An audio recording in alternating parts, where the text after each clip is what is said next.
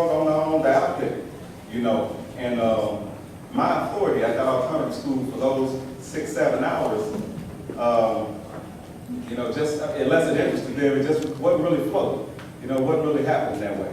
And, you know, I had to think of creative ways of, you know, dealing with kids because you can't beat everything into people, especially people who are desensitized to being beaten. And I don't mean just physically, I mean mentally, physically, and spiritually beaten, you know. And again, like I said, I don't want to paint the picture so starkly because, I mean, we hear all the time how, oh, these Afro-American males and how they, you know, and I mean, we're concerned more about the sagging and the braids than we are about the grades and all that other stuff. But let me just move on to the next.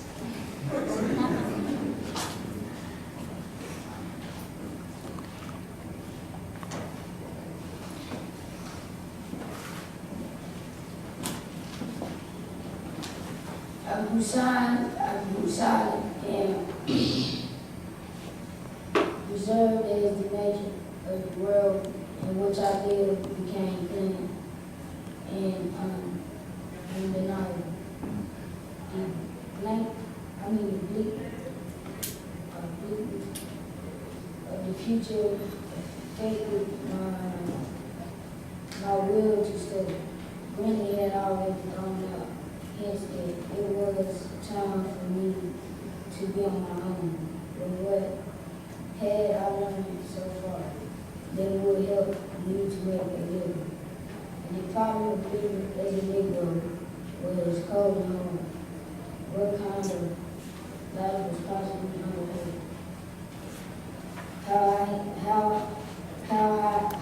How had this hate come to be? Nothing about Negroes was ever thought in the classroom at school.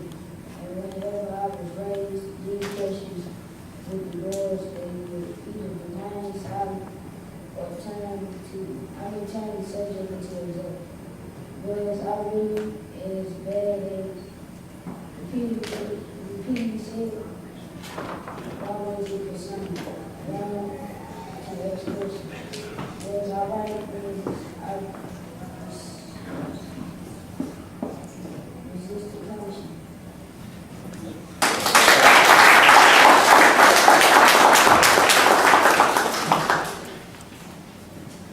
And this is one of the, I had to, you know, kind of try to search quite a bit because a lot of this description of his younger life is just kind of, you know, point by point, you know, description of actual events. And there's not a whole lot of, you know, in his younger life, you know, any introspection or anything like that. Not a whole lot. And it talks about him growing silent and reserved as the nature of the world in which he lived became plain and undeniable. And I thought about that in conjunction with the fact that I was looking at some statistics, and I don't have to look, but basically what the statistics talk about is the fact that among young people, they were talking about young people between the age of 14 and 24, they feel like the world is getting worse as opposed to most people above that age feel like it's getting better, things are getting better. And, you know, I thought about that and, you know, what kind of impact is that kind of attitude going to have? And this was a survey done in a Chicago magazine among black students. So we're talking about black students and, you know, how bleak those students feel like the future is. And, you know, so it begs the question, what kind of future are we, you know, can we expect when people feel like things are not getting better? You know, things are, in fact, getting worse. And, you know, we know that Wright lived a harsh existence. You know, he was one of the truly wretched of the earth, and or he was, you know, growing up. And, you know, there are a lot of kids who also live in some ways that same existence.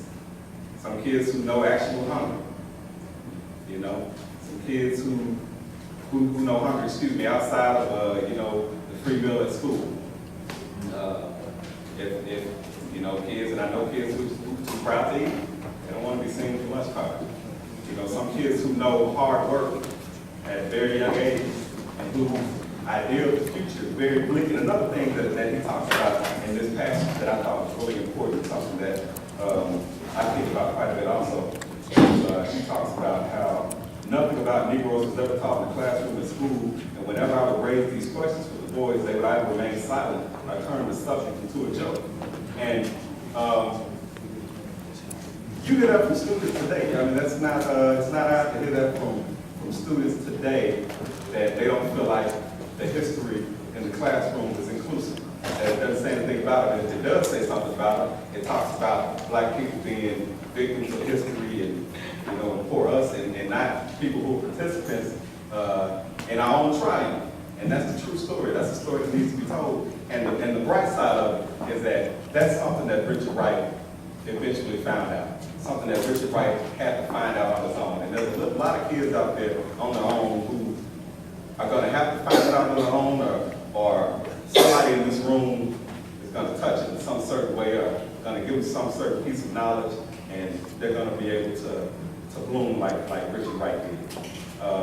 You know, so I think that all in all, considering his childhood, considering everything that he had to experience up all the way into adulthood, things that drove him all the way across the Atlantic, you know, for the rest of his life, that Richard Wright triumphed, you know. And I mean, you know, what way is, you know, people disagree or whatever, but Richard Wright triumphed, and, you know, black history, the history of African America, is a history of triumph, not a history of, you know, being beaten down and we still on the rough side of the mountain and we have yet to get there and all that other stuff. It's the history of triumph.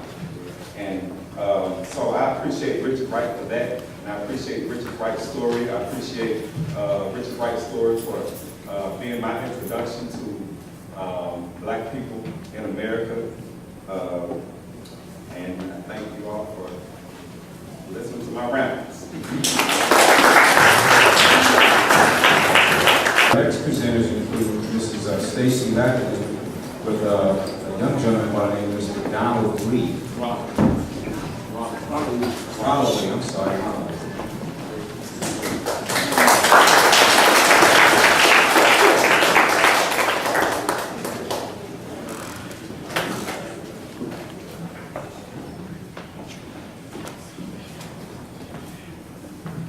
How are y'all? I'm a little nervous for some reason. Actually, I know why. It's kind of a weird place to be here because I'm looking in the audience and I see people that have nurtured me and helped to shape me.